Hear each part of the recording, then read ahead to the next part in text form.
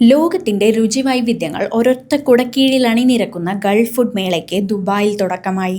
ലോകത്തിലെ തന്നെ ഏറ്റവും വലിയ ഭക്ഷ്യമേളകളിലൊന്നായ ഗൾഫ് ഫുഡിന്റെ 31ാമത് പതിപ്പിനാണ് ഇത്തവണ ദുബായ് വേദിയാകുന്നത്.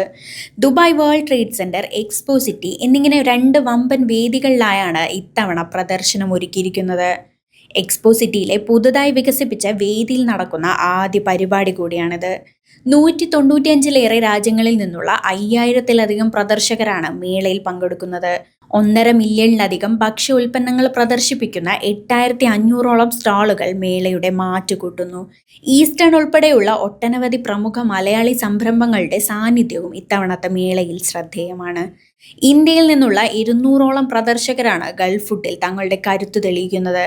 ഇന്ത്യൻ ഉൽപ്പന്നങ്ങളുടെ മികവ് വിളംബരം ചെയ്യുന്ന APEDA pavilion chairman Abhishek Dev, Lulu group chairman MA Yusuf Ali എന്നിവരുടെ സാന്നിധ്യത്തിൽ food processing and industry secretary AP Das ജോഷിയാണ് ഉദ്ഘാടനം ചെയ്തത്.